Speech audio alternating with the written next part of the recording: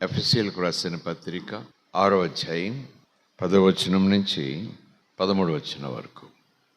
తుదకు ప్రభువు యొక్క మహాశక్తిని బట్టి ఆయన యందు బలవంతులై ఉండండి. తుదకు ప్రభు యొక్క మహాశక్తిని బట్టి ఆయన యందు బలవంతులై ఉండండి. ఎలాగున్ననూ పర్వాలేదు అనటం లేదు అక్కడ. బలహీనులై ఉన్ననూ పర్వాలేదు అన్న మాట లేదు అక్కడ. చివరికి చెప్పేది ఏంటంటే పరిశుద్ధాత్ముడు ప్రభు యొక్క మహాశక్తి, ఆయన శక్తి కలిగిన వాడు, బలము కలిగిన వాడు. ఆ మహాశక్తిని బట్టి ఆ శక్తిని ఆశ్రయిస్తూ, ఆ శక్తిని కోరుకుంటూ, ఆ శక్తిని మీరు సంపాదించుకుంటూ ఆయన యందు బలవంతులై ఉండండి. మనము బలము పొందాలి. లోకములో ఉండుటకు బలం పొందుట కాదు, కానీ క్రీస్తునందు, క్రీస్తు మీద ఆనుకొనుట యందు, ఆయన యందు విశ్వాసం ఉంచుట యందు మనము బలవంతులమై ఉండాల్సిందే. లేకపోతే తొట్టిల్లుతాము. మనము కేవలము బలవంతులమై ఉండుటకు, ప్రభునందు ఉండుట కొరకు మాత్రమే కాకుండా దేవుని మహాశక్తిని బట్టి, ప్రభు యొక్క మహాశక్తిని బట్టి ఆయన యందుండి, ఆయనందు బలవంతులమై ఉండి తర్వాత ఏదో చెయ్యాలట. 11వ వచనం, మీరు అపవాది తంత్రములను ఎదిరించుటకు శక్తిమంతులు అగునట్లు దేవుడు ఇచ్చే సర్వాంగ కవచమును ధరించుకోండి. బలవంతులై ఉండండి. సర్వాంగ కవచమును ధరించుకోండి. ఎందుకొరకు? అపవాది తంత్రములను ఎదిరించుట కొరకు. ఏలయనగా కారణం ఏంటంటే, మనము పోరాడునది ఆడునది కాదు, పాడునది కాదు. అంటే ఆట పాట కాదు క్రైస్తవ జీవితం, లేదా ఆట పాట మాత్రమే కాదు క్రైస్తవ జీవితం. క్రైస్తవ జీవితం అంటే ఆట పాట అనుకుంటే పొరపాటే అని ఆదిలో, లేదా క్రీస్తు తాను కొండ మీద కూర్చొని చేసిన మొట్టమొదటి ఆ 3 అధ్యాయములలో ఉన్న ఆ ప్రసంగ సారం మనం వింటూ ఉంటే, ఆయన యందు విశ్వాసం ఉంచుట ద్వారా మనము సన్మానములు పొందుకోమట, మనము లోకములో గౌరవాలమును పొందుకోమట,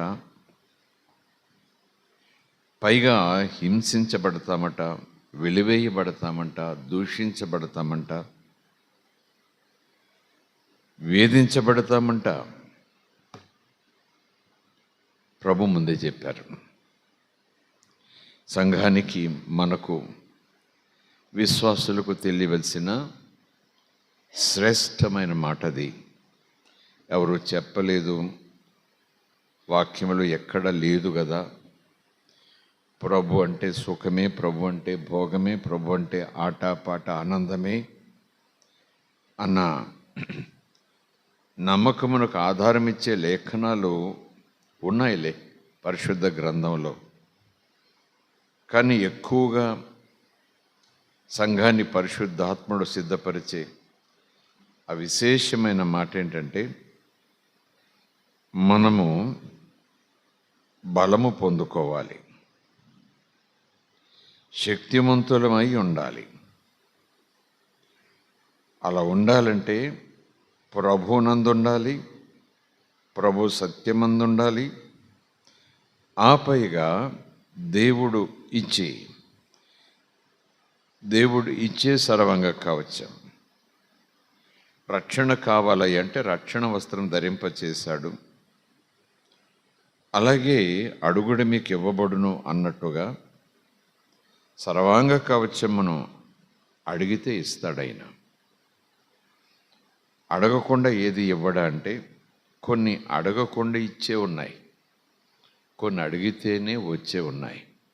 లేఖనాల్లో అపోస్తలుడు అంటాడు కదా, మీరు అడుగుట లేదు కనుక మీరు పొందుకోవట్లేదు.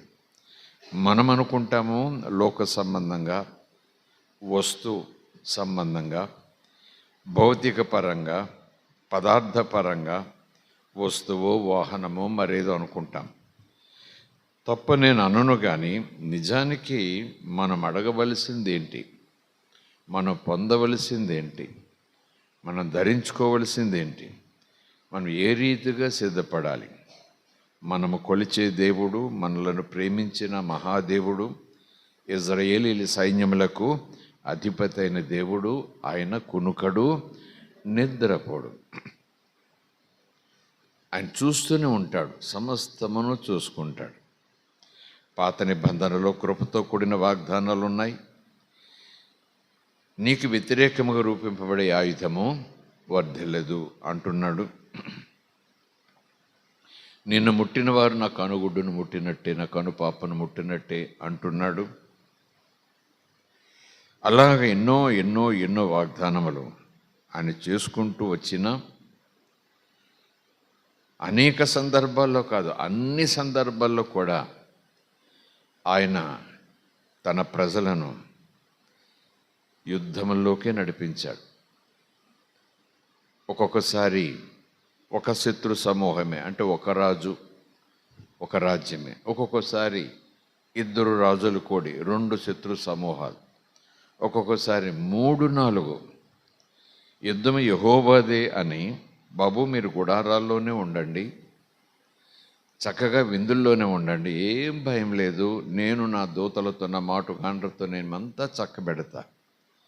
ఎర్ర సముద్రం తెరిచాను మర్చిపోయారా? బండలో నుంచి నీటిని రప్పించాను మర్చిపోయారా? ఆకాశం నుంచి మన్నాను కురిపించాను జ్ఞాపకం లేదా? ఎందుకు అలా కంగారు పడతారు? Take rest. మీ గృహాలలో, మీ గుడారాలలో జస్ట్ రిలాక్స్ అవ్వండి, ఆడుకోండి, పాడుకోండి, నేను చూసుకుంటా శత్రువుల్ని అన్నట్టుగా మరొక ఆదేశం ఇవ్వలేదే.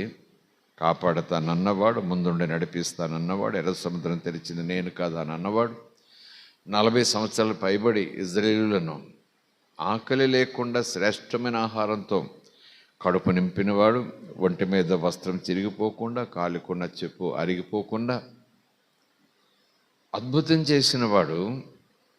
ఆ మాట కూడా అన్నాడు కదా, అన్నట్టుగానే మరి గుడారాల్లో ఉంచాలి కదా. ఒకవేళ మేము యుద్ధానికి వస్తే మేము యుద్ధం చేస్తాం, నువ్వు మాతో ఉండగా మాకేమి లోటు అని ముందుకు వస్తే ఆయన లోపల ఉంచేయాలి కదా. కానీ ఆయన వెళ్ళండి, నేను మీకు తోడు, యుద్ధం చేయండి, నేను మీకు తోడు, స్తోత్రం కలుగునుగాక, హల్లెలూయా. సో ఆ సన్నివేశాన్ని, ఆ నడిపింపు తీరును చూస్తే దేవుని ప్రణాళికలు అర్థమవుతాయి. అంటే ఊరికే వాగ్దానాలు చేసుకుపోయాడు కానీ మనం చేయాల్సిన పని చేయాల్సిందేనమ్మా అని నిరుత్సాహపడాల్సిన పనేమి లేదు. కానీ ఆయన చెప్పినట్లు చేసుకుపోతే దానిని మించిన ఆశ్చర్యకార్యాలని చేసుకుంటూ వస్తాడు. స్తోత్రం కలుగునుగాక, ప్రైజ్ ద లార్డ్. సో ఆ ఆలోచనలు, సన్నివేశాలు మనం జ్ఞాపకం చేసుకుంటూ, అంతకు మించి కృపాకాలంలో మనమున్నాము, ప్రేమ సామ్రాజ్యంలో మనమున్నాము. పాత నిబంధనలో ఇజ్రాయెల్ మీద దేవుడు కుమ్మరించిన ఆ కృప వర్షమును మించిన కృప వాగ్దానం, నూతన నిబంధన కింద మనమున్నాము. అయినా ఇక్కడ పరిశుద్ధాత్ముడు, యేసు ప్రభు యొక్క ఆత్మ, దేవుని ఆత్మ పౌలు ద్వారా ఎఫెసీ ప్రాంతంలో ఉన్న విశ్వాస సమూహమునకు, సంఘానికి చెబుతున్న మాట, వీరు ఏదో చెయ్యాలట, ఏదో ధరించుకోవాలట, అది ఎవరో ఇస్తారట, ఇస్తే వారు ఏదో కలిగి ఉంటారట. అది అందం కోసం కాదట, ఐశ్వర్యంగా ఉండుట కొరకు కాదట, అతిశయంతో చూపించుకోవటం కోసం అసలే కాదట. దాని వెనకాల ఒక ప్రత్యేకమైన ప్రణాళిక. గర్జించు సింహము వలె ఎవరిని మృంగుదునా అని అపవాది వెతుకుతూ తిరుగుచున్నాడు అన్నట్టుగా ఇదే పరిశుద్ధాత్ముడు పేతురులో నుంచి మాట్లాడతాడు సహోదరులతో. కనుకనే కదా దేవుడిచ్చు సర్వాంగ కవచము ధరించుకోవాలి, శక్తి కలిగి ఉండాలి. ప్రభువునందు ఆయన శక్తిని బట్టి ఆయన శక్తి చేత దాచుకోబడుతూ కాచి కాపాడబడుతూ అదే సమయంలో మీరు కూడా బలం పొందుకుంటూ ఉండాలి, ధైర్యం పొందుకుంటూ ఉండాలి. స్తోత్రం కలుగునుగాక. అన్ని పరిస్థితులు ఎదుర్కొనుటకు మానసికంగా, ఆత్మీయంగా, ఈవెన్ శారీరకంగా కూడా మీరు సిద్ధపడి ఉండాలి. స్తోత్రం కలుగునుగాక. దేవుని మనకి స్తోత్రం. సో ఎందుకు ఈ మాటలన్నీ కూడా దేని కొరకు నేను మీ ముందుంచి ఈ సందేశాన్ని లేకపోతే ఈ అంశాన్ని మీ ముందు ఉంచానంటే ప్రార్థన ద్వారానే ఇవన్నీ జరుగుతాయి. ప్రార్థన వల్ల ఇవన్నీ జరుగుతాయి. ప్రార్థన లేకపోతే ఇవేమీ జరగవు. ప్రార్థన లేకపోతే ఇలా మనం ఉండలేం. ప్రార్థన లేకపోతే ఇలాంటి స్థితిలోకి మనం వెళ్ళలేం. లేఖనాలే మనకి ఆధారం. ఎందుకనగా కారణం ఏంటంటే మనము పోరాడున్నది శరీరులతో కాదు, లేదా రక్తమాంసములతో కాదు, కానీ ప్రధానులతోనూ ఒకరు కాదు, బహువచనం, అధికారులతోనూ ఒకరు కాదు, ప్రస్తుత వెలుగు సంబంధం కాదు, అంధకార సంబంధులకు, లోకమును పరిపాలించే నాథులు అధినాయకులతోనూ, ఇంకొక చోట ఆకాశ మండలమందున్న ఏ ఆత్మలు, దురాత్మల సమూహములతోనూ పోరాడుచున్నాము. ఈ పోరాటము ప్రారంభమైంది. ఈ పోరాటం ఎప్పుడు ప్రారంభమైంది? యేసు ప్రభు చేయి పట్టుకున్నప్పుడు, యేసుక్రీస్తుని రక్షకునిగా అంగీకరించినప్పుడు, ఆ తండ్రికి, మహాదేవునికి మనం పిల్లలమైనప్పుడు, తండ్రితో శత్రుత్వం పెట్టుకున్న అపవాది, వాడి అనుమాయులు, వాడి దురాత్మల సైన్య సమూహాలు ఆ తండ్రి సంతానాన్ని తప్పకుండా వ్యతిరేకిస్తారు, అసహించుకుంటారు, ఎదిరించడానికి ప్రయత్నం చేస్తారు. ఎప్పుడైతే రక్షణలోకి వచ్చామో అప్పుడే యాత్ర మాత్రమే కాదు, కేవలము సుఖభోగ శాంతి సమాధానములు మాత్రమే కాదు, పోరాటం ప్రారంభమైంది. స్తోత్రం కలుగునుగాక. హల్లెలూయా. ఒక చోట యేసుప్రభు అన్నారు, మీరు బహుగా ఫలించాలి అంటే, తండ్రికి ఇష్టమైన ఫలములు మీరు ఫలించాలి అంటే, ఫలములు లేని తీగలనైనా ప్రత్యేకంగా చూసి కొంచెం సమయం ఇచ్చి, ఆ సమయమునకు కూడా అవి ఫలించకపోతే వాటిని తీసి పారవేస్తాడు. కనుక మీరు నా యందును, నా మాటలు మీ యందును నిలిచి ఉండాలి అన్నట్టుగా, ప్రభు యొక్క మహాశక్తిని బట్టి ఆయన యందు, ఆయనలో అన్న మాటకి ఇది కొంచెం సరిపోతూ ఉంది. బలవంతులై ఉండాలి. ఆయనలో ఉంటేనే మనం బలవంతులము. ఆయనకు వెలుపలుంటే మనం బలహీనులము. ఆయనలో ఉంటేనే మనం శక్తి కలిగిన వారము. ఆయనకు వెలుపలుంటే మనము శక్తిహీనులము. స్తోత్రం కలుగునుగాక. ఆయనలో ఉండుట ఒక పూట పని కాదు, అది ఆయనలో ఉండుట ఒక రోజు పని కాదు, అది ఒక వారం పని కాదు, అది ఎప్పుడు ఆయనలో ఉండాలి, ఎప్పుడు యేసులో ఉండాలి, ఎప్పుడు విశ్వాసంలో ఉండాలి, విశ్వాసంతో ఉండాలి. Praise the lord. హల్లెలూయా. అలాగున కొనసాగాలి అంటే ఒకే ఒక ఆధారం, ఒకే ఒక ఏమనాలి, ఒకే ఒక మార్గం. అదేంటంటే ప్రార్థన, ప్రార్థన, ప్రార్థన. అదే క్రీస్తునందు విశ్వాసం ఉంచిన సంఘానికి కష్టం. క్రీస్తునందు విశ్వాసం ఉంచిన విశ్వాసులకు నిర్లక్ష్యం. క్రీస్తునందు విశ్వాసం ఉంచిన వారికి దేవుని మీద తిరుగుబాటు చేస్తున్నాము అనే స్పృహ లేని రీతిలో అసలు ప్రార్థన మీదే ధ్యాస ఉంచినటువంటి విచారకరమైన జీవిత విధానం. దేవుడు ఏదైతే విశ్వాసకి ప్రాముఖ్యమైనదని ప్రత్యేకంగా ప్రకటించి ప్రోత్సహిస్తూ అన్ని ఏర్పాట్లు చేస్తూ ఆదేశమిస్తూ నేర్పిస్తాడు, నీ మాట నాకు లెక్కేంటి అన్నట్టుగా చాలామంది విశ్వాసులు ఉంటుంటారు. ఎందుకంటే దేవుని మీద ఆనుకున్నా మేము ఆయనే చూసుకుంటారు అన్నట్టుగా. అందుకే ముందు చెప్పాను, పాత నిబంధనలో చూసినా క్రొత్త నిబంధనలో చూసినా చివరికి ప్రకటన గ్రంథంలో కూడా ఒక చోట ఆత్మ సంఘముతో ఇలా చెప్పిస్తారు యోహాను ద్వారా సంఘానికి, అపవాది మిమ్ములను మరణమునకు అప్పజెప్పుటకు సిద్ధంగా ఉన్నాడు. అపవాది మిమ్మలను మరణమునకు అప్పజెప్పుటకు సిద్ధంగా ఉన్నాడు.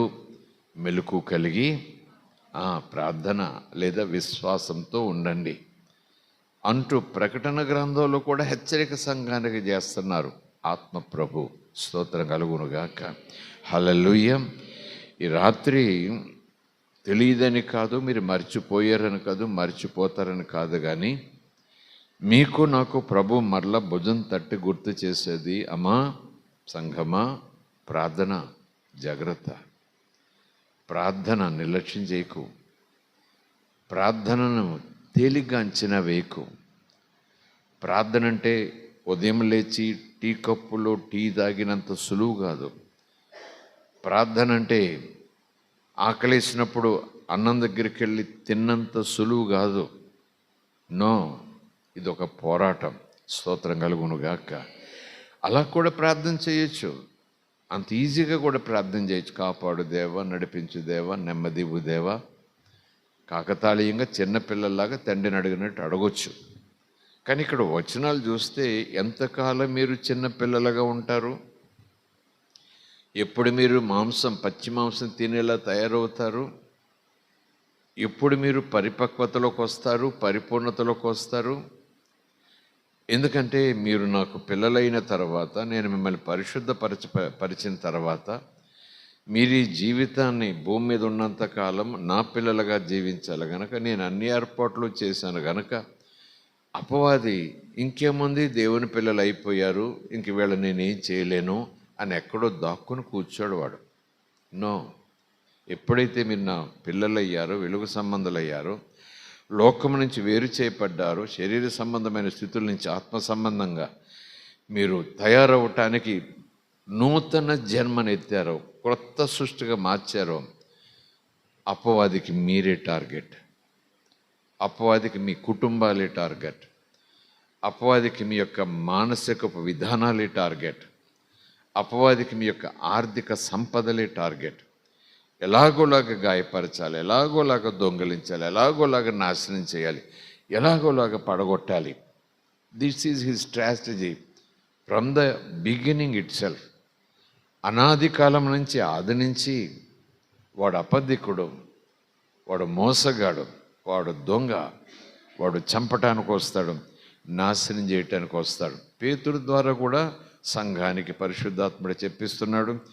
ఈవెన్ పౌలు ద్వారా కూడా ఎఫెసీ ప్రాంతంలోని సంఘానికి చెప్పిస్తున్నాడు.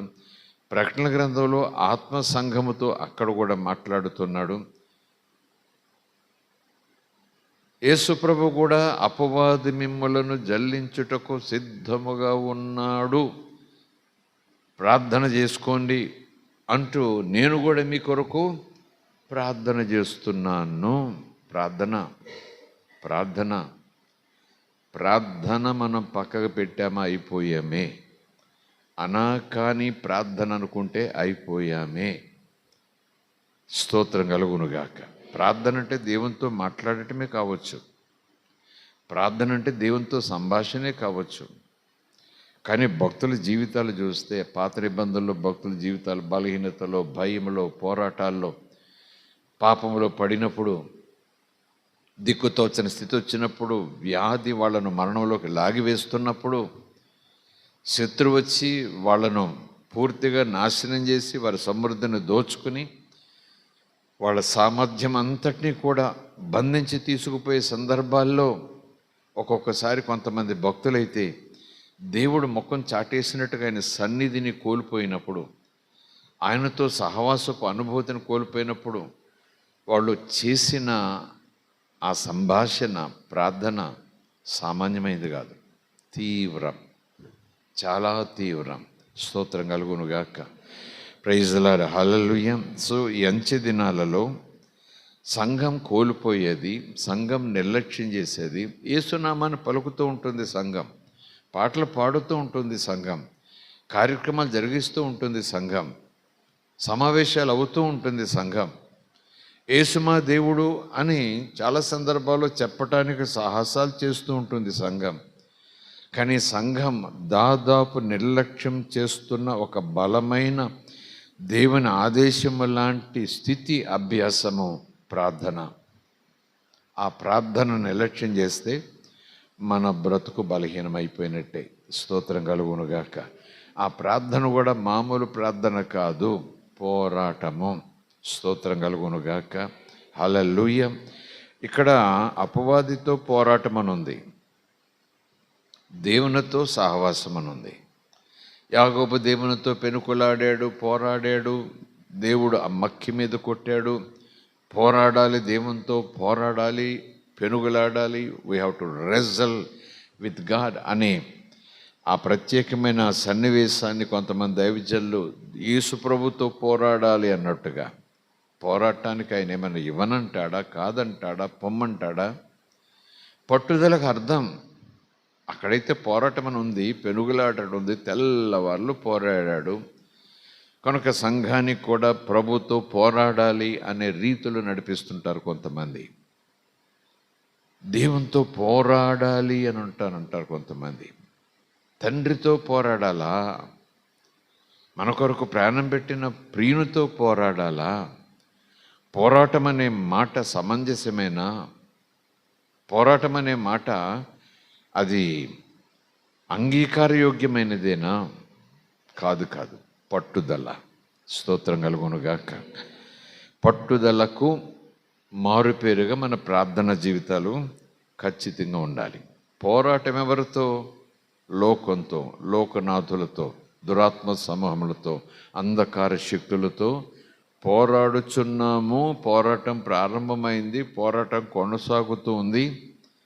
ఇది మామూలు పోరాటం కాదు. అవతల యొక్క శత్రువు, అవతల ఉండే పార్టీ, అవతల ఉండే ఆ స్థితి సామాన్యమైంది కాదు.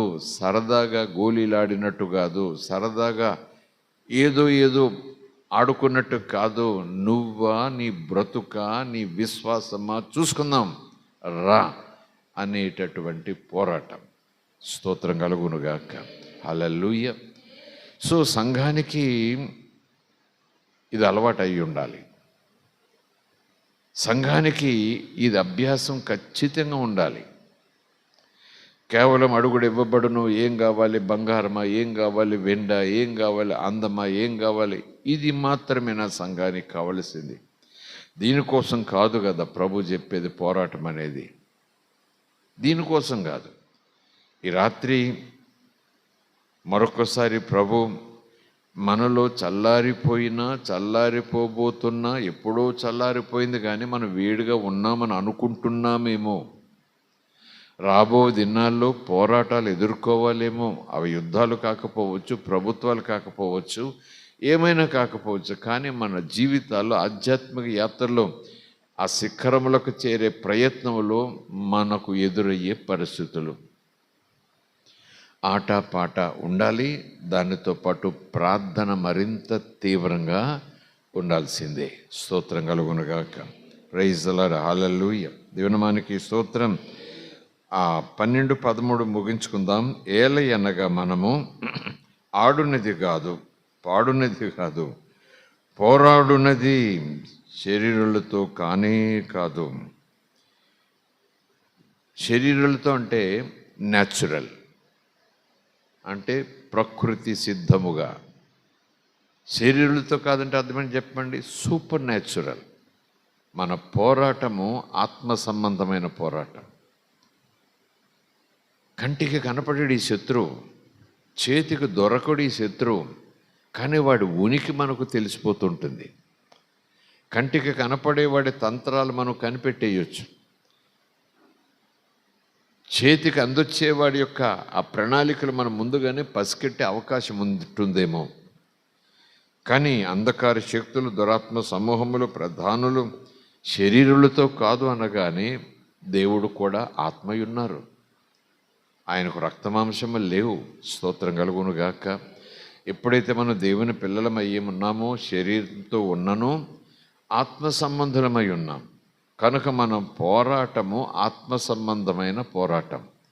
కంటికి కనపడిన శత్రువుతో ఉన్నాడని నమ్మి దేవుని మాట మీద ఆనుకొని దేవుడిచ్చే ఆయుధాలు చేతబట్టి దేవుడు మన ముందు సైన్యాధ్యక్షుడిగా వెళుతుండగా పరిశుద్ధాత్మ అభిషేకంతో మనము అపవాదిని ఎదిరించుట, ఓడించుట కాదు, యేసుప్రభువు ఇప్పుడు ఓడించేశాడు, ఎదిరిస్తూ వాడిని నెట్టుకుంటూ ముందుకు సాగిపోవాలి.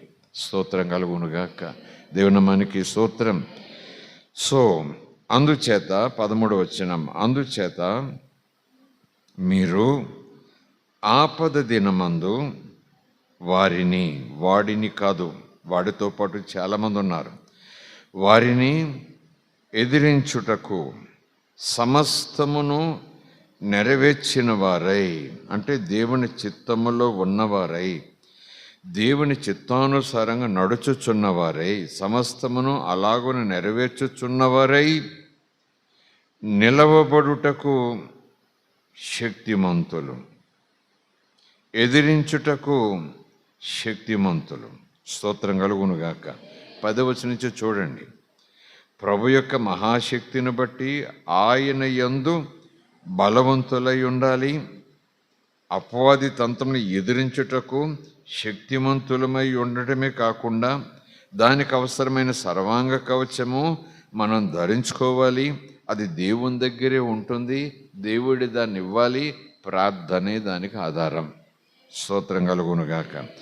చివరికి మరల 13వ వచనం చూస్తే, అందుచేత అవి అంధకార సంబంధమైన శక్తులు, దురాత్మ సమూహములు, ఇది ఆత్మ సంబంధమైన పోరాటము కనుక అందుచేత మీరు ఆపద దినమందు వారిని ఎదిరించుటకు.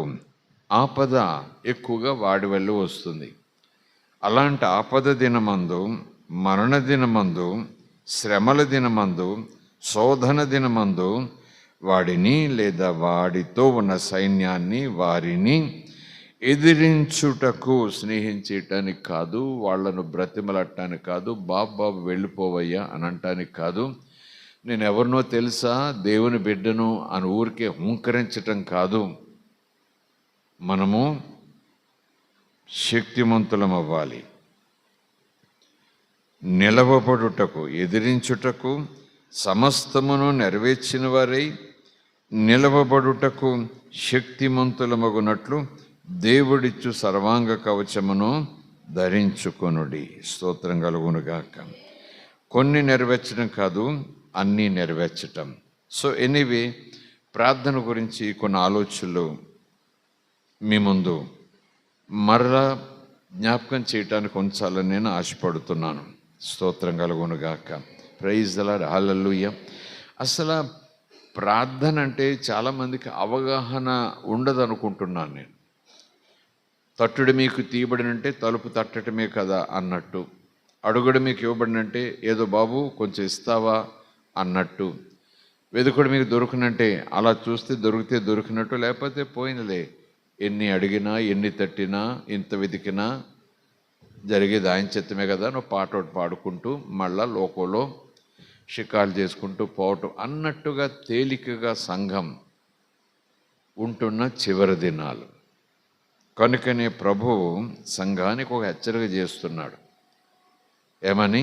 ప్రార్థన ద్వారా నువ్వు శక్తి పొందాలి, ప్రార్థన ద్వారా ఈ కవచం మీరు ధరింప చేసుకోవాలి, ప్రార్థన ద్వారా దేవుని యందు బలము పొంది అపవాదిని ఎదిరించుటకు శక్తి కలిగి సమస్తమును నెరవేర్చుచున్నవారై నిలువబడుటకు శక్తిమంతులగునట్లు.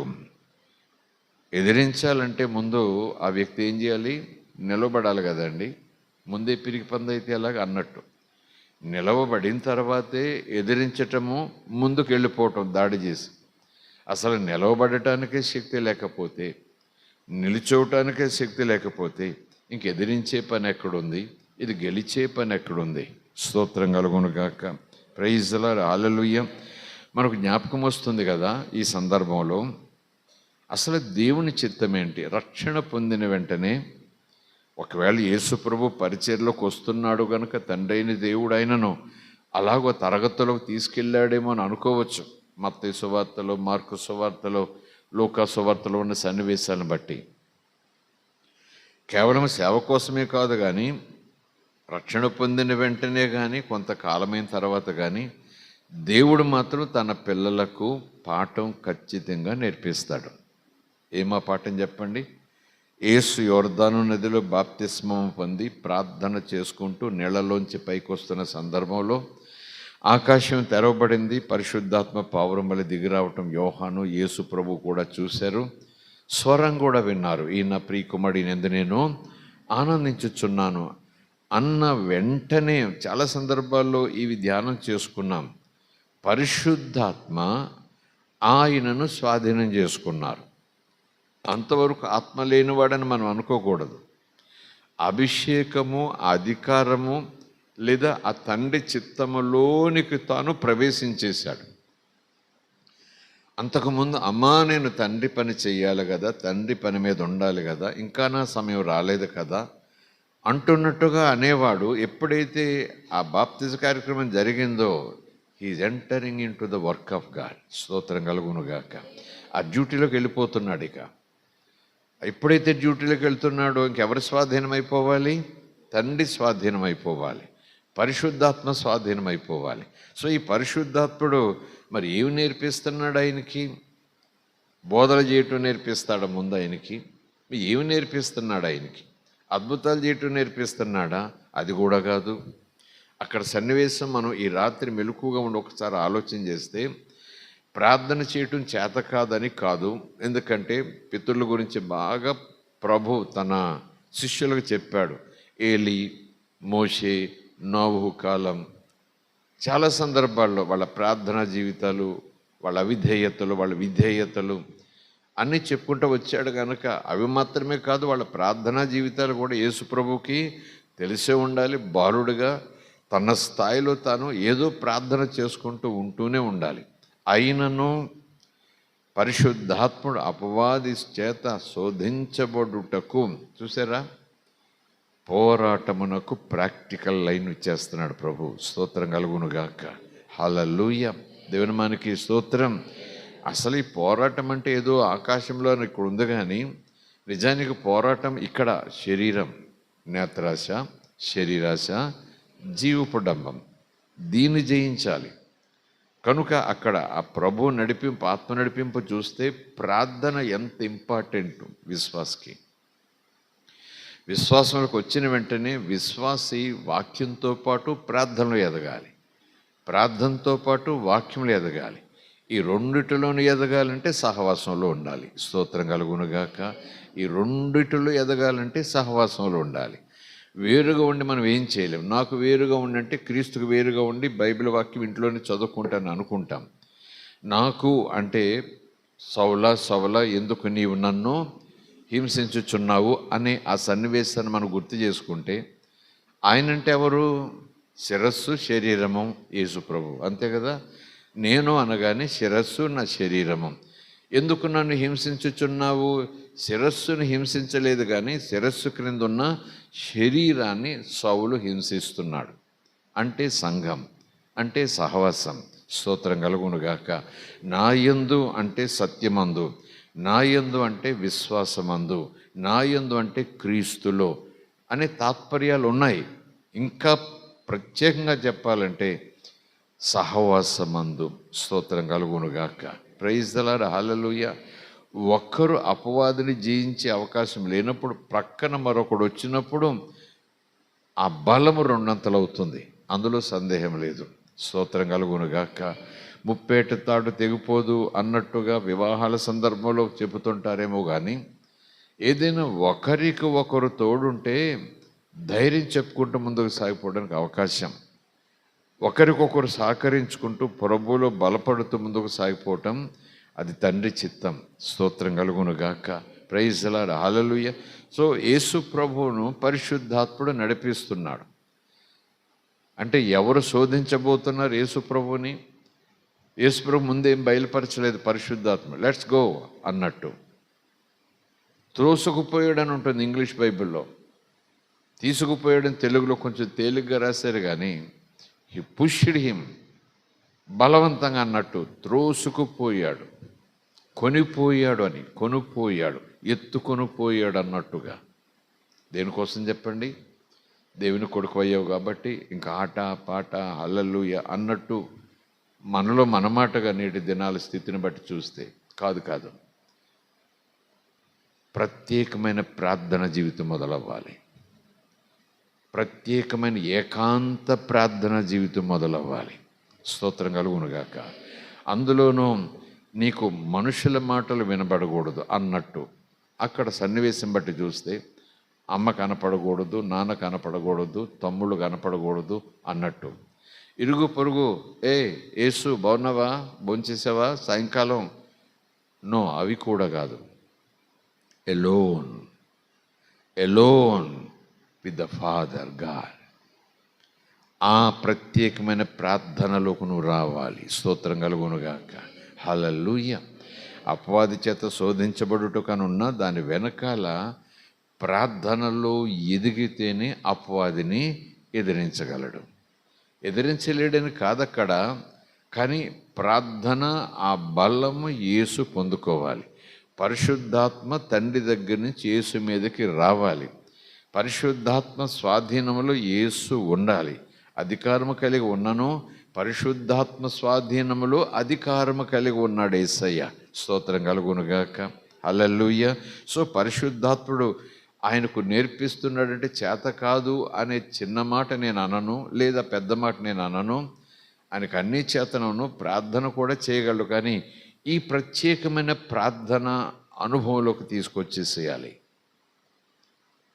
అందులోనూ ఆ ప్రార్థన అనుభవం కేవలం ప్రార్థన చేసుకుంటూ, స్తోత్రం చెబుతూ, ప్రార్థన చేసుకుంటూ, ఆ తండ్రి దర్శనం పొందుతూ, ఆలోచనలు ప్రత్యక్షతలు పొందుకోవటం కాదట. There is a specific purpose for a special prayer for the son of God, which is very much important for his ministry. తన పరిచర్య కొరకు దేవుని కుమారునికే ఒక ప్రత్యేకమైన ఏర్పాటు, సిద్ధపాటు, రక్షణ పొందిన, అంటే పాపక్షమాపణ రక్షణ కాదు, బాప్తిజం తీసుకున్న ఆ మాదిరి, నీతి యావత్ ఇలా జరగాలన్న మాదిరి జరిగిన వెంటనే పరిశుద్ధాత్మని యొక్క ఆ ప్రయత్నం, ఆ తీసుకుపోవటం, కొనిపోవటం, బలవంతం చేయటం చూస్తుంటే ఒకటి ప్రార్థన, రెండవది అపవాదిని ఎదిరించటం. స్తోత్రం కలుగునుగాక. అంటే ఇక్కడ సంఘం ఏర్పడిన తర్వాత, సంఘం అపొస్తలుల బోధ యందును, ప్రార్థనల యందును, రొట్టె విరిచేటందును ఎదుగుతున్న తర్వాత, ఆయా సందర్భాల్లో అపొస్తలులు ఆ స్థానిక సంఘాన్ని మరొక కాపరికి అప్పజెప్పి దూర ప్రాంతం వెళ్ళినప్పుడు ఉత్తరాల ద్వారా మళ్ళా సంఘానికి ఇలాగ రాసేవారు. ఎఫెసీయులకు రాసిన ఉత్తరం. అందులో పౌలు చెప్తున్నటువంటి మాట, స్తోత్రం కలుగునుగాక, ఇప్పటికే మనము దురాత్మ సమూహములతో పోరాడుతున్నాము కనుక ఆత్మలో ప్రార్థించాలి, ఆత్మతో ప్రార్థించాలి, ఏడతెగక ప్రార్థించాలి, పట్టుదలతో ప్రార్థించాలి, క్రమశిక్షణతో ప్రార్థించాలి, విశ్వాసంతో ప్రార్థించాలి. స్తోత్రం కలుగునుగాక. అవన్నీ కూడా ఇక్కడ వచనాల్లో ఉంటాయి. ఈ ప్రార్థన ప్రార్థన ప్రార్థన ప్రార్థన అనే ఆ మాటను మనం డిలీట్ చేసేసుకుంటే సంఘానికి ఉండేది ఇంకా కార్యక్రమాలే, సంఘానికి ఉండేది ఇక సహవాస భోజనాలే అనుకుందాం కాసేపు. సంఘానికి ఉండేది ఇంక ఏమైనా ప్రత్యేకమైన ఏర్పాట్లే. కానీ నేటి దినాల్లో సంఘం, యేసుప్రభు శరీరం, ఇదిగో ఇంత పట్టుదలతో ఎదగాలట. ఈ ప్రార్థన మెచ్యూరిటీ రావాలట సంఘానికి. స్తోత్రం కలుగునుగాక. Praise the lord. హల్లెలూయా. ఆ సన్నివేశం చూస్తూ ఉంటే అపవాది ఎప్పుడు వస్తాడు, ఎలాగొస్తాడు, ఎందుకు వస్తాడు, వచ్చినప్పుడు వాడు ఏం చేస్తాడు, ఏం చెయ్యాలి అనేటటువంటి ట్రైనింగు అక్కడ ప్రభువు పరిశుద్ధాత్ముడు యేసుప్రభుకి ఇస్తున్నాడు అని మనం భావిస్తూ మనం కూడా పాఠం నేర్చుకోవాలి.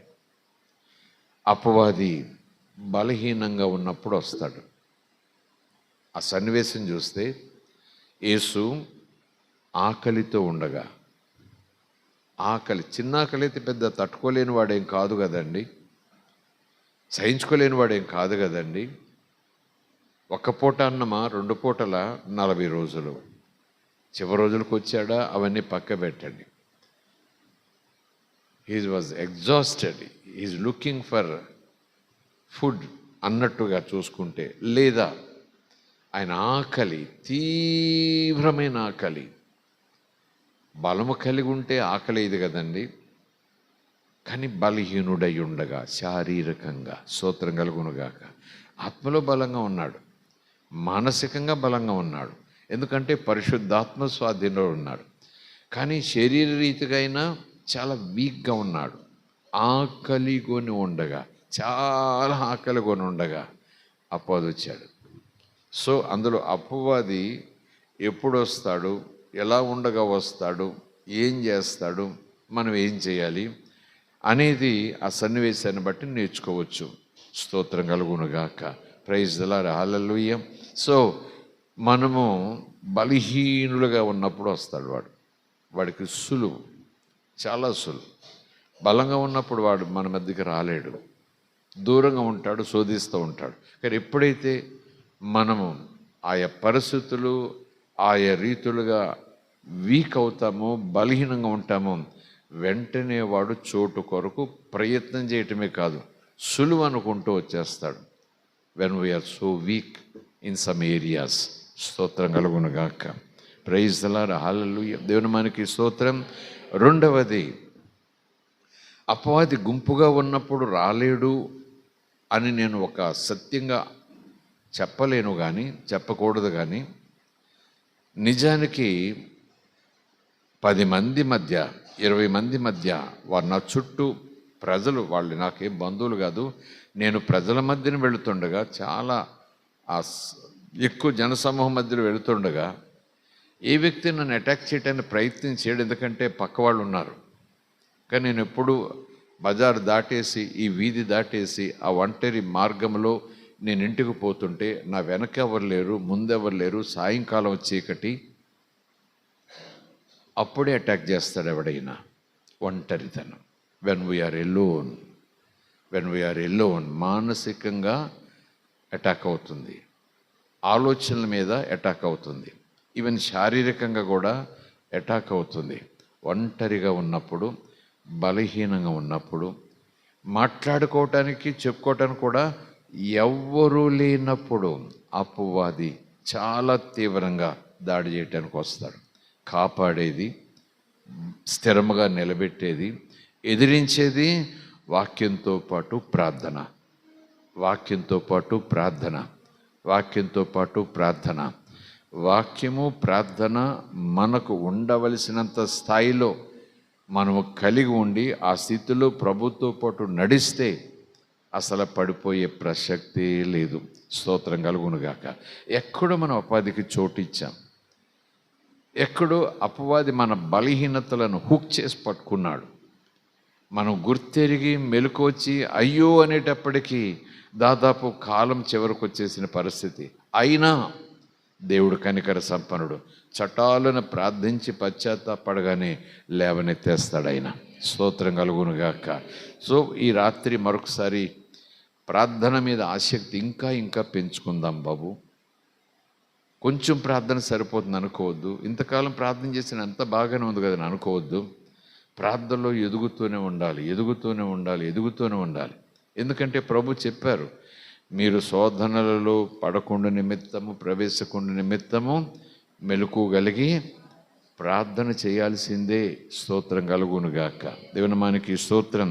సో యేసు ప్రభు యొక్క ట్రైనింగ్, పరిశుద్ధాత్మ నడిపింపు చూస్తే ప్రార్థన చాలా ముఖ్యము. లోకాన్ని జయించాలన్నా, లోకనాథుని జయించాలన్నా, శోధించేవాడిని జయించాలన్నా, పడగొట్టేవాడిని జయించాలన్నా, వ్యసనంలోకి లాగివేసేవాడిని జయించాలన్నా, లేఖనాల్లో ఉంది ఎన్ని రకములుగా శోధించబడ్డాడు, ఎక్కడెక్కడ శోధించబడ్డాడు, ఎలా శోధించబడ్డాడు, ఎవరు శోధించారు అనే వివరాలు పూర్తిగా లేకపోయినా ఒక చోట ఒక స్టేట్మెంట్ వాడారు పరిశుద్ధాత్మని ద్వారా అపొస్తలుడు. యేసుప్రభు మనవలే, యేసుప్రభు భక్తుల వలే కాదు, యేసుప్రభు మనవలే అన్ని విధములుగాను శోధించబడ్డాడు. Because he is in flesh but he is not with sin. స్తోత్రం కలుగునుగాక. పాపము లేనివాడే శరీరంలో ఉండగా శోధించబడితే పాపపు స్వభావంలో పుట్టి పెరిగిన మనము ఇంకెంత శోధించబడతాం.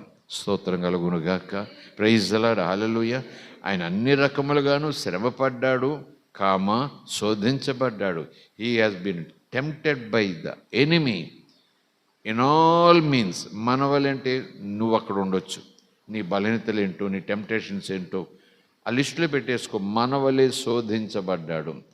అనేక శోధనలో పడుతుంటాం మనం, పాపం ఉండి, ఆయన పాపము లేకుండా. ఆ వాక్యం ఎందుకు రాయించారు ప్రభు?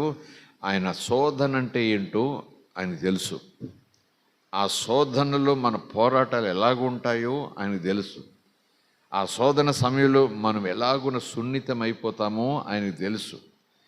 ఆ శోధనలో మనం స్థిరంగా కాలు జారకుండా ఉండటానికి ప్రయత్నం చేసే సమయంలో ఎంతగా కృంగిపోతూ కలవరపడిపోతామో ఆయనకు తెలుసు.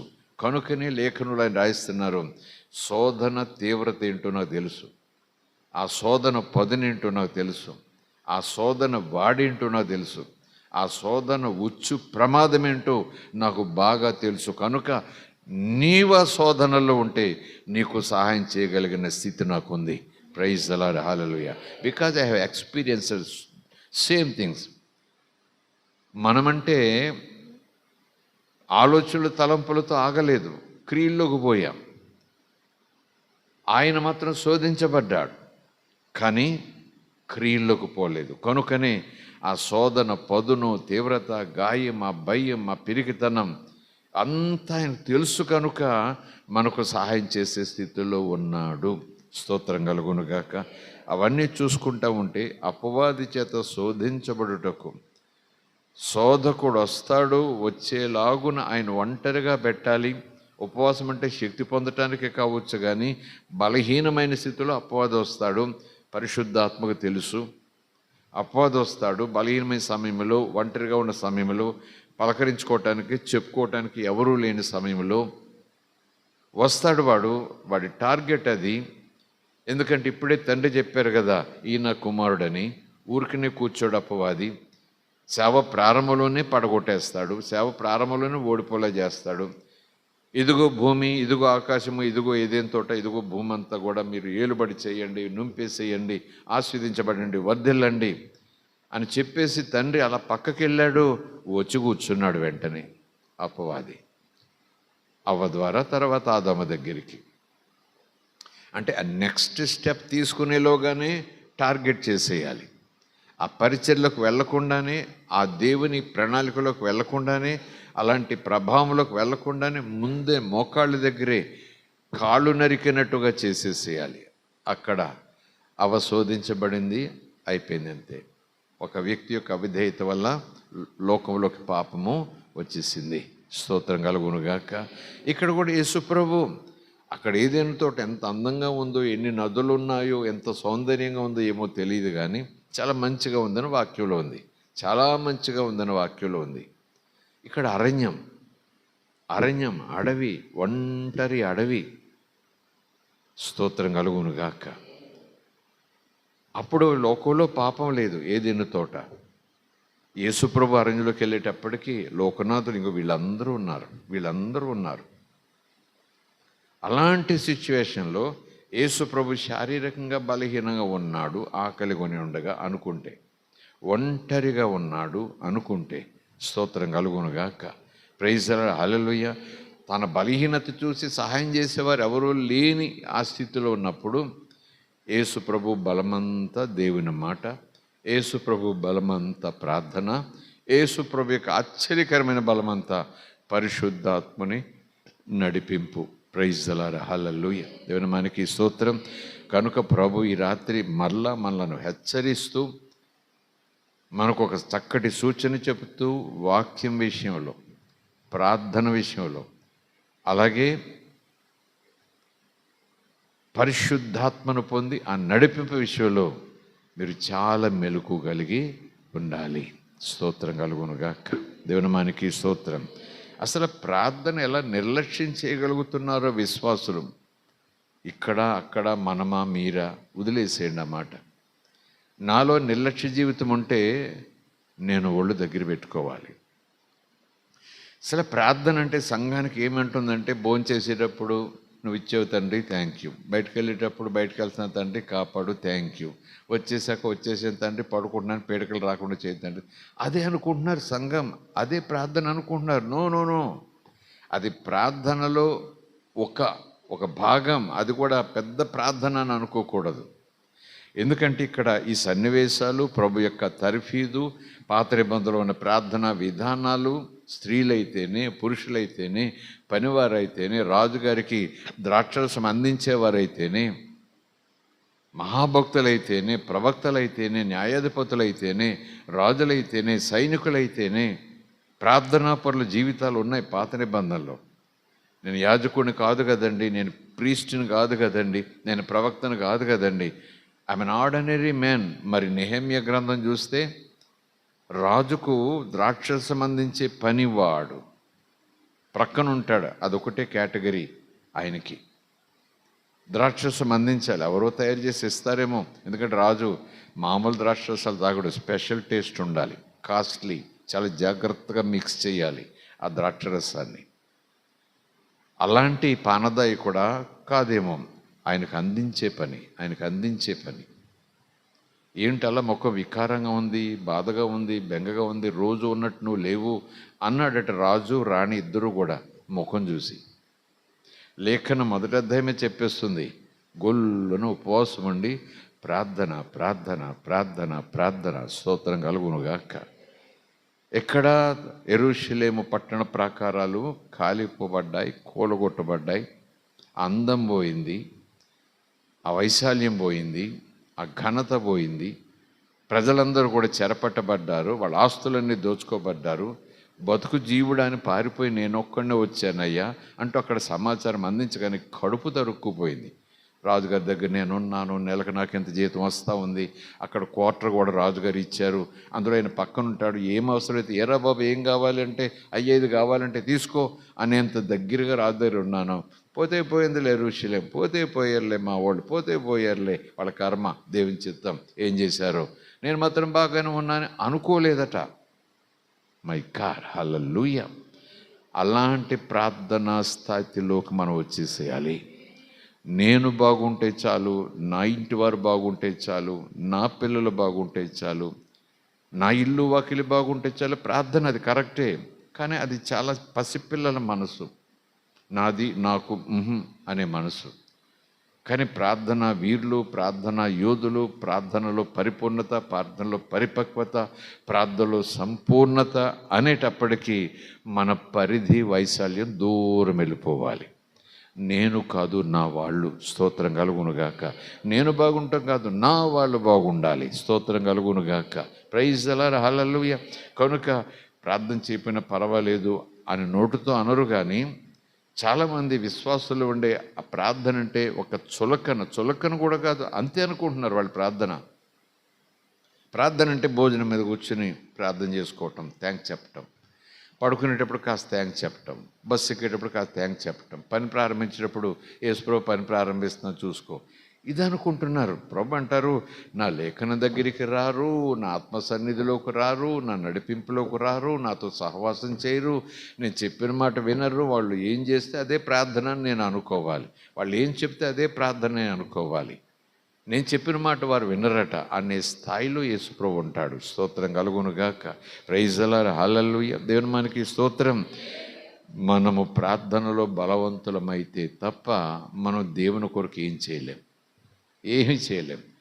దేవుడు కూడా మనలను వాడుకోలేడు. దేవుడు మనల్ని వాడుకోవాలంటే వాడుకో అంటే వాడుకోడు. ఆయన వాడుకుంటానికి ఇష్టపడతాడు. వాడుకోవడానికి ఇష్టపడేటప్పుడు పరిశుద్ధాత్మ స్వాధీనంలోకి నువ్వు వచ్చే మనసు నీకు కలిగి ఉండాలి. దేవునికి సరెండర్ అవటం నీకు నేర్పిస్తాడు. స్తోత్రం కలుగునుగాక. మోకాళ్ళ ప్రార్థన నేర్పిస్తాడు, కన్నీటి ప్రార్థన నేర్పిస్తాడు. ఎదిగే కొలది ప్రార్థనలో తీవ్రమైపోతాం మనం. స్తోత్రం కలుగును గాక. Praise the lord. హల్లెలూయా. నిజానికి కొన్ని వచనాలు మనం ఆలోచన చేస్తే సమయం అయిపోతుంది కనుక చెప్తున్నాను. ఇంకా చాలా విషయాలు ఉన్నాయి. కొన్ని విషయాలు చూస్తే ప్రభు పాత నిబంధనలో ఈ మాట అంటాడు. ఏమని? నా పేరు పెట్టబడిన నా ప్రజలు.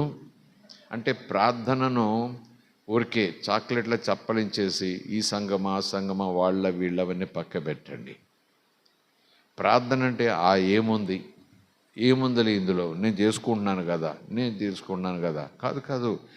అక్కడ ప్రభు అంటున్నారు, నా పేరు పెట్టబడిన నా జనులు నా దగ్గరికి రావాలి, తమను తాము తగ్గించుకుని రావాలి, వచ్చి ప్రార్థన చెయ్యాలి. ఆ ప్రార్థన చేసినప్పుడు ప్రార్థనలో ముందు ఏం రావాలి? వాళ్ళ అతిక్రమాలు నా ముందు పెట్టాలి, వాళ్ళ బలహీనతలు నా ముందు పెట్టాలి, వాళ్ళ అవిధేయతలు నా ముందు పెట్టాలి, వాళ్ళ తిరుగుబాటు జీవితం నా ముందు పెట్టాలి, క్షమించమని అడగాలి. స్తోత్రం కలుగునుగాక. ఇవి ఉంటాయా మరి? భోజనాల బాల దగ్గర చిన్న ప్రార్థన చేసిపోయేవాడికి ఇవంతా ఉంటుందో చెప్పండి? ఆ రోజంతా తప్పే లేకుండా ఉన్నాడా? అసలు తప్పు మాట మాట్లాడకుండా ఉన్నాడా? అసలు ప్రభులా బ్రతకాలని మంటతో ఉన్నాడంటారా? లేదు. It's impossible. చెప్పుకోవడానికి ఏముంది నా దగ్గర? అంత అహంకారం. నిజానికి కొంతమంది దైవజనులు అంటారు, ప్రార్థన చేయవలసిన వాడు ప్రార్థన చేయవలసినంతగా వాక్యానుసారంగా చేయకపోతే ఇంత చిన్న ప్రార్థన చేస్తే దేవుడు ఏమన్నా అనేస్తాడా అనే భావన, చులకన ఎవరికైతే ఉంటుందో వాడిలో అపవాది పెడుతున్న పులిపిండి గర్వం. దేవునితో నేను ఎందుకు చెప్పుకోవాలి? దేవుని దగ్గర నేను ఎందుకు క్షమాపణ అడగాలి? వచ్చి క్షమాపణ అడగరా బాబు, శుద్ధి చేసుకోరా బాబు అని ఆయన చెబుతుంటే, మన అతిక్రమం ఒప్పుకొని ఎడల ఆయన నమ్మదగిన వాడు, నీతిమంతుడు, మన ప్రతి అవిధేయతను అతిక్రమాన్నైనా కడిగేస్తాడు అని లేఖనాలు చెప్తుంటే నేను అసలు ప్రార్థన చేయను. ఒకవేళ నేను 100% యేసులాగా ఉంటే చెప్పుకోవాల్సింది ఏమీ లేదు. I'm pure and perfect. అలా లేను కదా మరి. కానీ ప్రభు అంటున్నాడు, రా నా దగ్గరికి అంటూ ప్రార్థించాలి. నా జనులు ప్రార్థించాలి. యేసు తనను మరణము నుంచి తప్పించగలిగిన వానికి ప్రార్థనలను, యాచనలను సమర్పించాడు. యేసు స్తోత్రం కలుగును గాక. ఆయన కుమారుడయుండి శరీరధారి ఉన్న భూమి మీద సంచారం చేసిన దినములలో మనలాగే తండ్రికి లోబడి కన్నీటితో పాపం చేశాడని కాదు, ప్రార్థన చేశాడు. స్తోత్రం కలుగును గాక. తనను మరణం నుంచి తప్పించడం. మనము అసలు ఎంతగా మీరు నేను ఒక గుంపులోకి వచ్చేద్దాం. ఏంటో అతిశయం, ఏంటో ఆ ధీమా, ఏంటో కాలర్ మీద చేసుకొని ఎందుకు చేయాలి ప్రార్థన? నేను ఎందుకు చేయాలి? లేరా మన సంఘంలో? దానికి కారణాలు చాలా ఉంటాయి. నేను చేయను, దేవుడు నాకు ఏం చేశాడు అనో, ఎందుకు చేయాలనో, మీరు చేయండి ప్రార్థననో. దేవుని పిల్లలం మనం. విచారకరం కదా, బాధాకరం కదా. స్తోత్రం కలుగునుగాక. హల్లెలూయా. ఇదంతా ఎందుకంటే ఆ శిలి మీద ఎలాడుతున్నాడు, 3 మేకుల మీద కొట్టేసినప్పుడు వాళ్ళు అంటున్నారు, ఎలాగ దిగిరాలేడు? పైగా అంటున్నాను, మేకులు ఎలాగ మేమే కొట్టేసాము అనుకోండి మనలో అన్నమాట. ఎలాగ దిగిరాలేడు? ఈ చెయ్యి అతుక్కుపోయింది, ఆ చెయ్యి అతుక్కుపోయింది, కాళ్ళు అతుక్కుపోయి, పక్కనిద్దరు ఉన్నారంటే వాళ్ళు కూడా అతుక్కుపోయి ఉన్నారు. శిష్యులందరూ పారిపోయారు. మేకులతో కొట్టేసి దిగిరా, మిగిలితనం కాదంటారా? నేల మీద ఉన్నప్పుడు చూసుకుందాంరా అంటే అదొక లైను. నువ్వు చెప్పు మళ్ళీ ఒకసారి అంటే అదొక భావన ఉంది. అన్యాయంగా కొట్టినట్టుగా మేకులతో కొట్టేసి కిందకి రాకుండా ఆయన స్వచ్ఛందంగానే జరిగారు అనుకోండి. నువ్వు దేవుడు కొడుకు అయితే మేకులు కొట్టేసి చూసుకుందాం అంటున్నారట వీళ్ళు. ఏమో వాళ్ళకి తెలియదు వాళ్ళు ఏం చేస్తున్నారు. మరి దేవుని పిల్లలు మనకు తెలియాలిగా ఏం చేస్తున్నాం. చాలా సందర్భాల్లో విశ్వాసులు ఆ స్థితికి వచ్చేస్తారు. దేవుడికి తెలుసు మన మానసిక స్థితి. కానీ ఏదో ఒక నిమిషంలో దేవుని వైపు తిరగాలి. స్తోత్రం కలుగునుగాక. హల్లెలూయా. అదే సరైన ప్రార్థన, అదే సరైన విశ్వాస జీవితం. ప్రభు అంటున్నాడు, ఈ చివరి దినాల్లో మీరు ప్రార్థనను నిర్లక్ష్యం చేయొద్దు. మెలకువగలిగి ప్రార్థన, భారంతో ప్రార్థన, ఎడతెగక ప్రార్థన, వాక్యానుసారమైన ప్రార్థన, బలవంతులుగా ఉండాలి, నిలవబడాలి, శక్తిమంతులు అవ్వాలి, సర్వంగ కవచం ధరించుకోవాలి. ఎందుకంటే వాడు పిల్ల కాదు, వాడు కుందేలు పిల్ల కాదు, వాడు తాబేలు పిల్ల కాదు, వాడు సీతకోక చిలుక కాదు. గర్జించు సింహం వలె ఎవరికి భోజనం పెడదామా అని తిరుగుతున్నాడట. కరెక్టేనా నేను చెప్పింది? ఎవరికి భోజనం పెడదామా అని తిరుగుతున్నాడట. కాదు, ఎవరిని మింగేద్దామా అని తిరుగుతున్నాడు. ఎవరి విశ్వాసం మింగేద్దామా, ఎవరి ప్రార్థన జీవితాన్ని మింగేద్దామా, వాక్యానుసారమైన జీవితాన్ని మింగేద్దామా, తండ్రితో ఉండే సహవాస జీవితాన్ని మింగేద్దామా. ఆకలి తండ్రితో ఉండాలి, తండ్రిలాగా ఉండాలి, ప్రభు కోసం ఉండాలి అని ఆకలి పుట్టేటప్పటికే మింగేస్తూ ఉంటాడు వాడు. ప్రార్థన చేయాలనుకుంటామో చేస్తూనే ఉండం. రేపటి నుంచి ఏమైనా సరే ఎన్నిసార్లు మనం అనుకోలేదు, రేపు అయిపోయింది చాలా సందర్భాల్లో. ఇక నేను ఇంతే అనుకుంటూ ఉండిపోయాం. అదంతా కూడా అపవాది తంత్రం. చేయలేకపోతున్నాను రేపు అనుకుంటున్నానంటూ నెలల తరబడి చేసుకుపోతాను. చూసారా?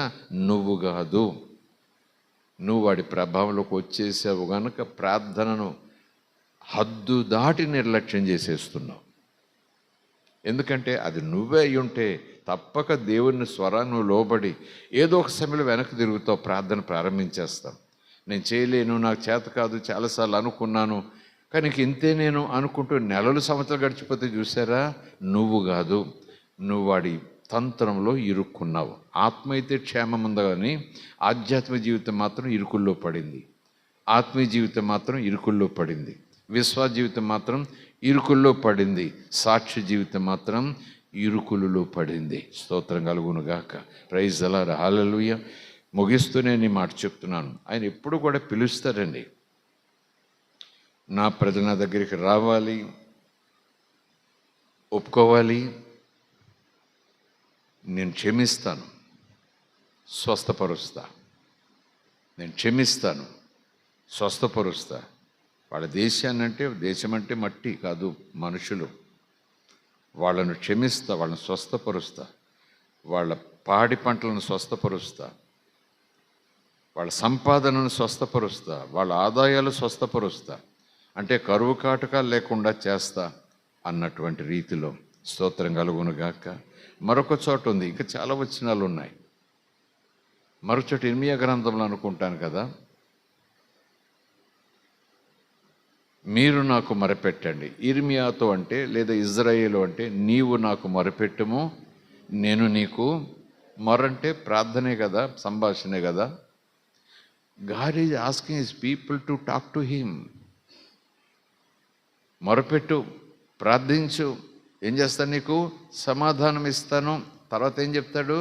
నిగూఢమైన సంగతులు అనే దానికి ఈ ప్రస్తుత పరిస్థితుల నుంచి నువ్వు ఎలా రావాలి, ఎప్పుడు వస్తావు, ఆ పరిస్థితులు ఎందుకు వచ్చాయి, ఆ రహస్యం నేను చెప్తా. ఆ రహస్యం నీకు తెలిసిందనుకో అసలు సమస్య చకచకా వెళ్ళిపోతుంది అంతే పక్కకి. ఆ రహస్యం తెలియలేదనుకో ఉమ్ములో పడ్డి గల కొట్టుకుంటూనే ఉంటా. ప్రభు చెప్తున్నారు, ఐ విల్ కౌన్సిల్ యూ. నేను నీకు సలహా ఇస్తాను, నీకు రహస్యం చెప్తాను, ఆ సంగతులన్నీ బయలుపరుస్తాను. ఆ విధంగా నువ్వు బయటకు వచ్చేస్తావు. స్తోత్రం కలుగునుగాక. అది చేయాలంటే ఏం చేయాలట? రానా దగ్గరికి ప్రార్థించు, నా సన్నిధిని వెతుకు, ప్రార్థించు.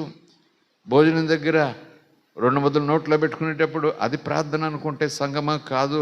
నాకు మొర్రపెట్టు. స్తోత్రం కలుగునుగాక. ఇలా శ్రమ వచ్చింది, అలా శ్రమ వచ్చిందని చొక్కా చింపుకొని జుట్టు పీక్కుని అక్కడిక్కడ పరిగెట్టడం కాదు. మొరపెట్టు నువ్వు. మీలో ఎవరికైనా శ్రమ కలిగినా వాడు ఏం చేయాలి? ఎంతమందికి ఫోన్ చేయాలి? చెప్పాలి. ఎంతమందికి ఫోన్ చేయాలి? మీలో ఎవరికైనా శ్రమ కలిగినా ఎంతమందికి ఫోన్ చేయాలి? ఎవరికి శ్రమ కలిగితే వాడు మొరపెట్టాలి. ఆ శ్రమకు కారణం ఎలా పోతుంది అన్నీ కూడా ఆయన చెబుతాడు. రహస్యం అనుకోండి కాసేపు. ఆ రహస్యం రావాలంటే నువ్వు నాకు మొరపెట్టని ప్రార్థన గురించి ఆయన ఇన్ని సందర్భాలు నేను 2-3 చెప్తున్నాను మీకు.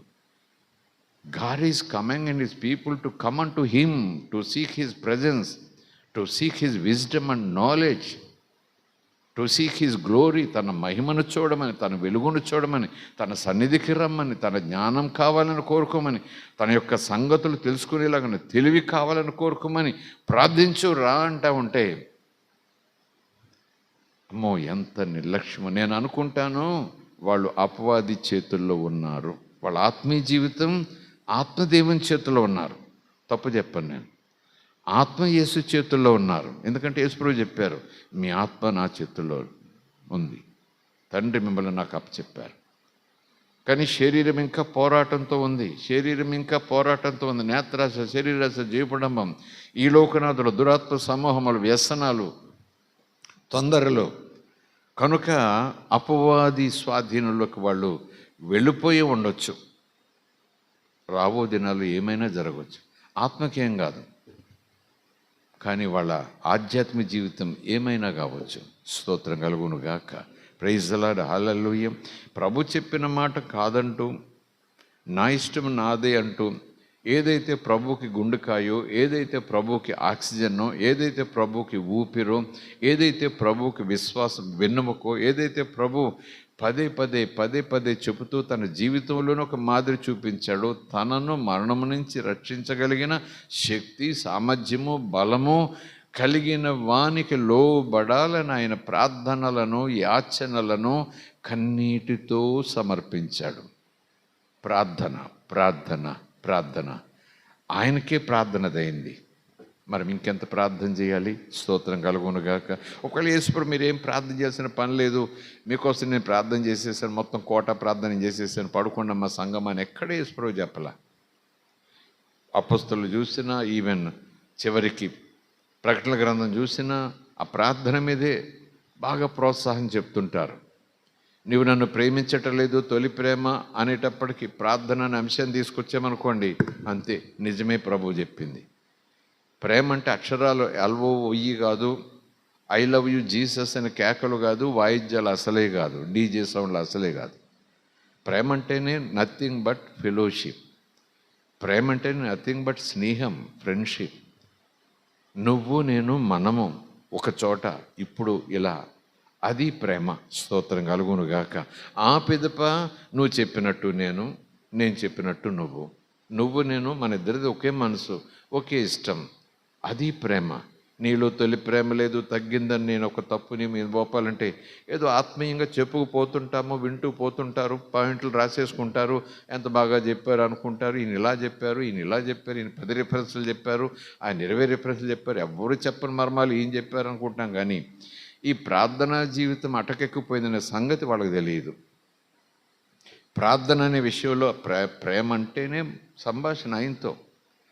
అవసరం ఉండి వెళ్ళటం ప్రేమ కాదండి, అది అవసరం లేకపోయినా వెళ్ళటం ప్రేమ.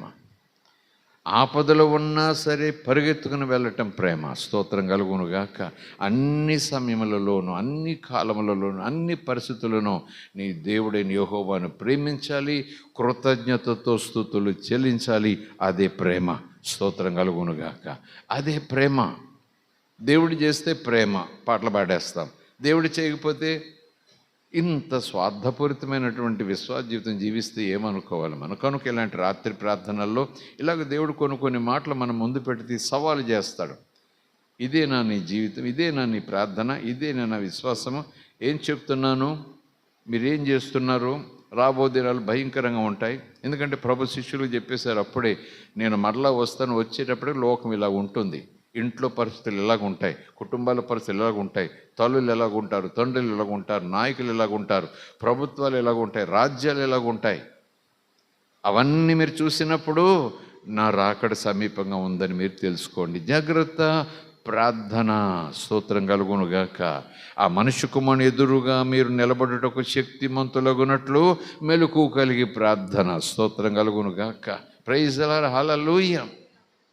ఇది మనం దేవుడు పెట్టిన హెచ్చరిక మనం పట్టించుకోకుండా కాపాడుని గాల్లో దీపం పెట్టి కూర్చుంటే దేవుణ్ణి శోధించినట్టే. అది తెలియట్లేదు చాలామంది దేవుళ్ళలో ఉన్నామని చెప్పుకుంటూ వాక్యం తెలుసు కూడా, వాక్యం చేత కాదు కానీ ఏదో ఉద్దేశంతో వాక్యానికి దూరంగా ఉంటారు. లేఖనం చెప్తుంది మనం దేవుణ్ణి శోధిస్తున్నామేమో.